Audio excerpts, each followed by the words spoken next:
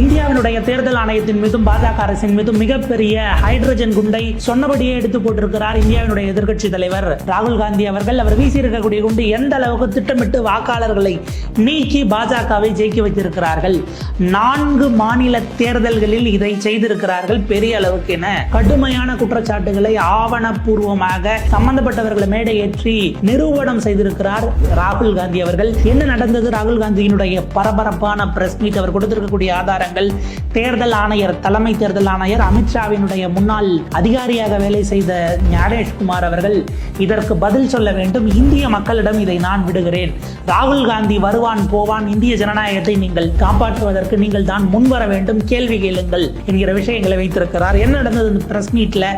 ஆவணங்களோட ஏன் வாக்காளர்கள் ஓட்டு திருட்டை விசாரிப்பதற்கு போலீஸ் கர்நாடகா மாநிலத்தினுடைய சிஐடி கேட்டால் தேர்தல் ஆணையம் ஆதாரங்களை கொடுக்க மாட்டேன் என்கிற கேள்வியின் பின்னணி என்ன என்பதை விரிவாக அலசுகிறது இந்த தமிழ்குரலின் வளவன் எக்ஸ்க்ளூசிவ் செய்தி தொகுப்பு.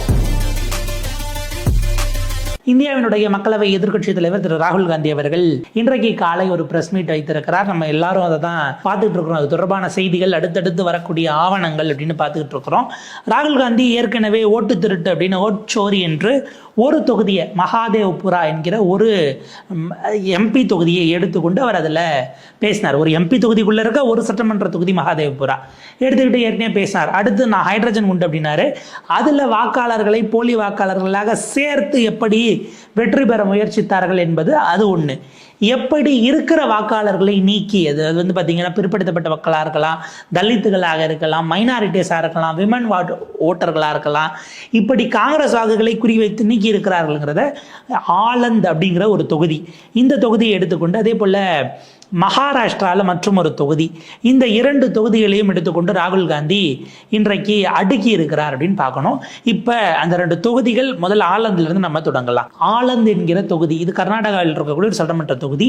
அங்கே ஒரு 6018 வாக்குகளை யாரோ நீக்க பார்த்திருக்கிறார்கள்ங்கிறது குற்றச்சாட்டாக மாறுகிறது.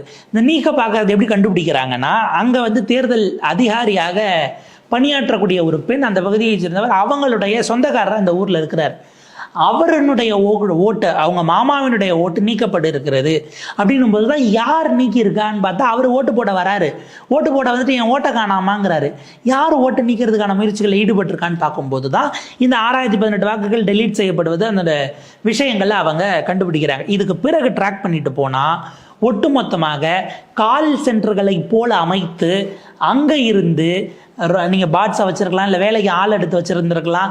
கர்நாடகாவை விட்டு வெளி மாநிலத்தில் இருக்கிறவர்கள், கர்நாடகா வாக்காளர்கள் அங்கே இருக்க மொபைல் நம்பரை வச்சு அக்கௌண்ட்டை கிரியேட் பண்ணி நீக்கி இருக்கிறார்கள் என்கிற விஷயம் பெரிய அளவுக்கு பூதாகரமாக போகுது.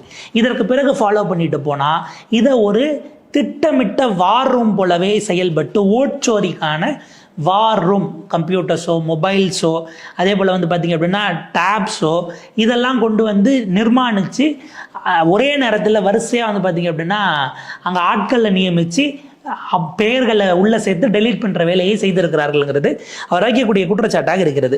6018 அப்ளிகேஷன் ஃபைல் பண்ணப்படுது. அந்த வாக்காளர்களை போலவே இல்லை, அவங்க பக்கத்து வீட்டில் இருக்க அவங்க இறந்துட்டாங்க, இந்த மாதிரி சொல்லி பதிவு செய்யப்படுகிறது. ஆனால் அவங்க யாருமே சம்மந்தப்பட்ட அந்த 6018 பேரும் அதை பதிவு பண்ணலைங்கிறத நாங்கள் நேரடியாக களத்துக்கே போய் அவங்கள பிடிச்சி ஆவணங்களை கொண்டு வந்திருக்கிறோம் அப்படின்னு ராகுல் காந்தி சொல்கிறாரு. அப்போ யார் பண்ணுறா அப்படின்னா, ஒரு சாஃப்ட்வேரை பயன்படுத்தி செய்திருக்கிறார்கள். இதற்காகவே ஒரு சாஃப்ட்வேர் வடிவமைக்கப்பட்டிருக்கு, டிசைன் பண்ணப்பட்டிருக்கு. எங்களால் அதை டெமான்ஸ்ட்ரேட் பண்ணி டெமோவும் பண்ண முடியும். மொபைல் நம்பர்ஸ் கர்நாடகாவுக்கு வெளியே கொத்து கொத்தாக வாங்கியிருக்கிறார்கள். காங்கிரஸ் ஓட்டர்களை டார்கெட் பண்ணி எங்கெங்கெல்லாம் நாங்கள் ஜெயிக்கிற பூத்தாக இருக்கோ அங்கே நீக்கிற வேலையை பார்த்திருக்கிறார்கள் என்று ராகுல் காந்தி முதல் குற்றச்சாட்டை வைக்கிறார். இப்போ அடுத்தது ஆவணங்கள், ஒரு 3 உதாரணங்களை அவர் காட்டினதுலேருந்து நம்ம பார்ப்போம். முதல் எவிடன்ஸ் கோடாபாய் என்கிற ஒரு பெண்மணி. இந்த கோடாபாய்ங்கிறவர் ஆலந்து தொகுதியில் பூத் நம்பர் 37, அவங்களுக்கு வயசு 63. அவங்களுடைய பேரில் ஒரு ஐடியை கிரியேட் பண்ணுறாங்க, லாகின் ஐடி கிரியேட் பண்ணி அந்த தொகுதியில் பக்கம் பக்கத்தில் இருக்கக்கூடிய ஏறத்தாழ 12 பேரை டெலீட் பண்ணுறதுக்கு அவங்க பேரை பயன்படுத்தி டெலீட் பண்ணியிருக்கிறாங்க அப்படிங்கிறத பார்க்க வேண்டியிருக்கு. டெலீட் பண்ணுறதுக்கான இதில் முயற்சியில் இறங்குறாங்க. அந்த 12 பேர் யார் இறங்குறதையும் குறிப்பிட்டு அவங்க பேர், பூத் நம்பர் என்ன, அதே பூத்தில், ஏன்னா அந்த பூத்தில் இருக்கிற இன்னொருத்தர் அவங்க இல்லைங்க இடம்பெயர்ந்துட்டாங்க, இந்த மாதிரிலாம் அப்ளை பண்ணியிருக்காங்க. இது இப்போ என்ன பண்ணுறாங்க, அந்த கோடாபாயை போய் பிடிக்கிறாங்க. கோடாபாய் அவர்களை கேட்டால், நான் ஏங்க நீக்க போகிறேன், என்னது வாக்காளர் பட்டியலில் பெயர் நீக்கிறதா, அப்படின்னா என்னங்க அப்படின்னு அந்த அம்மா கேட்குறாங்க. கம்ப்யூட்டர், டேப்லெட்டு, ஃபோன் அதெல்லாம் எனக்கு தெரியாதுங்க. நீங்கள் ஃபோன் வந்தால் பேசுவேன், ஒரு ஃபோன் இருக்குது, பிள்ளைங்க வாங்கி கொடுத்துருக்காங்க, இந்த லெவலுக்கு தான் இருக்குது என்று அந்த 63 வயதான மூதாட்டி சொல்கிறாங்க. அவங்க அதில் சம்மந்தப்படவே இல்லை. அவங்க பேரை பயன்படுத்தி அதே தொகுதியில் 12 வாக்குகளை நீக்கியது யார்? அந்த ஃபேக் ஐடி எப்படி கிரியேட் பண்ணப்பட்டது? அந்த கோட்டாபாயினுடைய ஆவணங்கள், அது ஓட்டர் ஐடியாக இருக்கலாம், இல்லை ஆதார் கார்டோ ரேஷன் கார்டோ, இதை யார் பயன்படுத்தி மிஸ்யூஸ் பண்ணா என்கிற கேள்வியை ராகுல் காந்தி எழுப்புகிறார். கோட்டாபாய் அவர்கள் பேசிய வீடியோவை ராகுல் காந்தி அங்கே பதிவு பண்ணி ஓட விடுறாருங்கிறத நம்ம பார்க்க வேண்டியிருக்கு. இது ஓட்சோரிக்கான எக்ஸாம்பிள் நம்பர் 1. இந்த செல்ஃபோன்ஸ் அப்படிங்கிறத பயன்படுத்தப்பட்டது அப்படிங்கிறது எங்கேருந்து வருது? கர்நாடகாவில் இருந்து இல்லை, வேற ஸ்டேட்டு.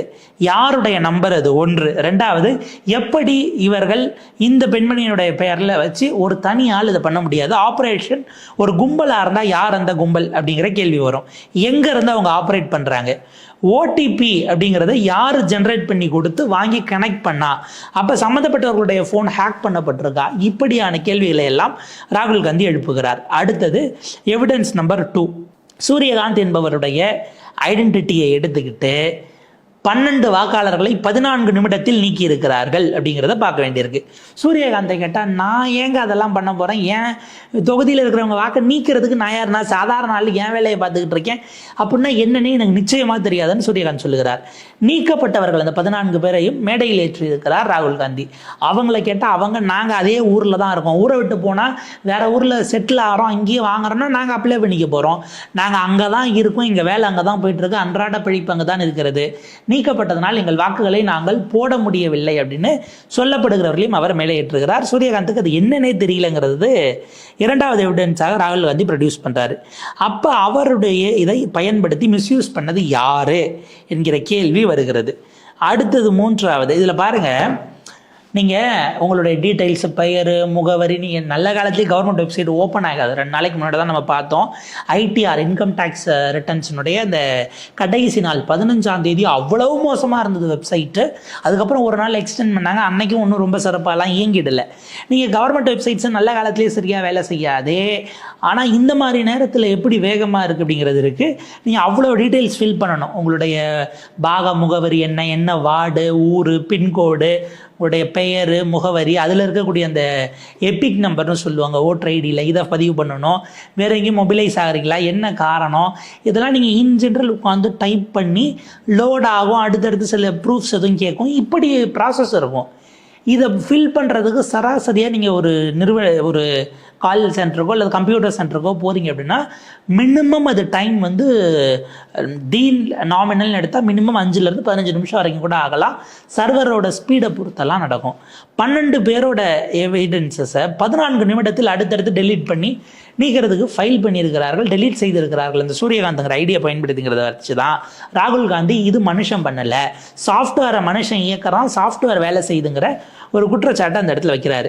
அடுத்து வந்து பார்த்தீங்கன்னா 3வது அவர் போட்ட எவிடன்ஸ் நாகராஜ் என்கிற ஒருவருடைய பெயரில் ஃபைல் பண்ணப்பட்டிருக்கு. மனிதர்களால் முடியாத ஒன்று என்னன்னா 36 செகண்டில் 2 பேருக்கான டெலிஷனை ஃபைல் பண்ணியே முடிச்சிடுறாங்க.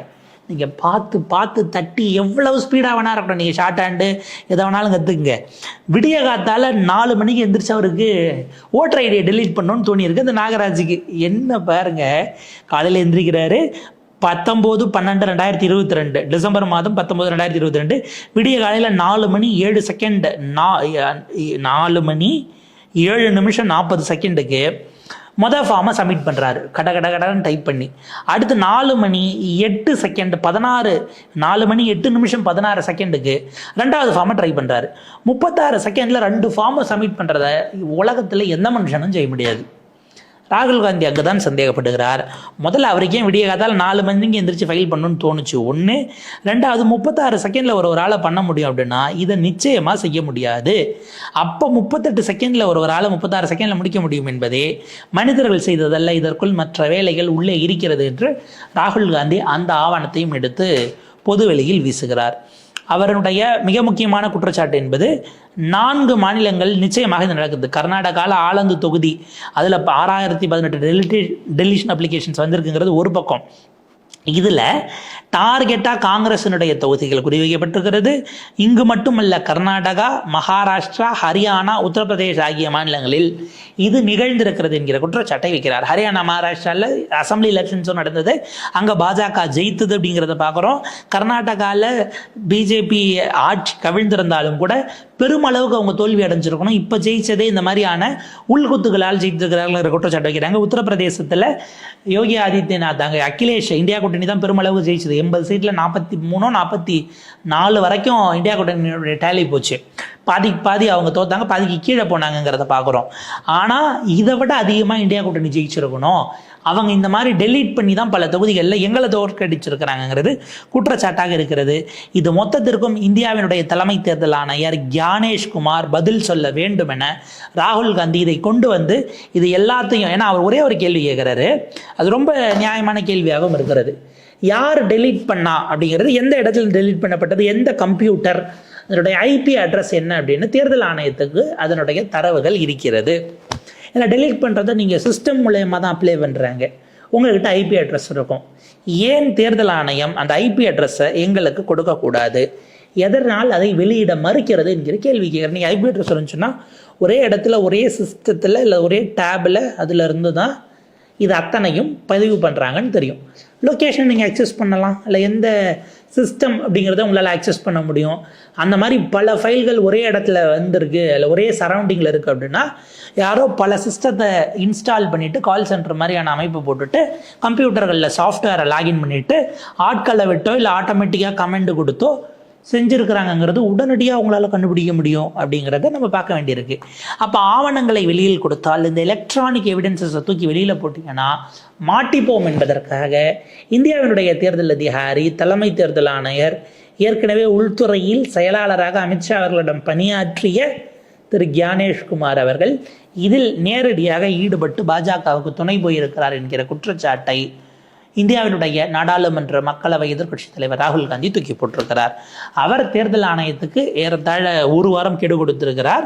இந்த ஒரு வாரத்துக்குள்ள நீங்கள் இது தொடர்பான ஆவணங்கள், ஏன்னா இப்போ கர்நாடகாவில் சிஐடி இதில் இப்போ கேஸ் பதிவு பண்ணிட்டாங்க. ஏன்னா கர்நாடகாவில் இருக்கிற தொகுதி ஆளுங்கட்சி முதலமைச்சர் சித்தராமையா, காங்கிரஸ் கவர்மெண்ட் தான் இருக்கிறது. துணை முதல்வர் டி.கே. சிவகுமார் வழக்கை ஃபைல் பண்ணிட்டாங்க. இது 6018 பேரை ஓட்டர்ஸை அவங்களுடைய நாலேஜ் இல்லாமல் டெலீட் ஆகிருக்கு, நாங்கள் விசாரிக்கணும், ஆதாரங்களை கொடுக்க சொன்னால் 2022 நடந்த இந்த சம்பவம் அதற்கு பிறகு வெளியில் வந்து இப்போது போயிருக்கிறது.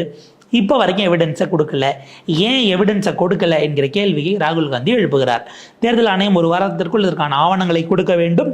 அதைவிட முக்கியமாக ஏதாவது செய்திருந்தால் ஒப்புக்கொள்ளுங்கள், நாட்டு மக்களிடமும் நாட்டு இளைஞர்களிடமும் நான் இதை பொது வெளியில் கொண்டு வந்து அம்பலப்படுத்தி வைக்கிறேன், கேள்வி கேட்கக்கூடிய அந்த இடத்திற்கு நீங்களும் வர வேண்டும் என்று வெளிப்படையான ஒரு அறைகூவலை ராகுல் காந்தி பதிவு செய்திருக்கிறார். ஸோ இது இந்த அளவில் இருக்கிறது.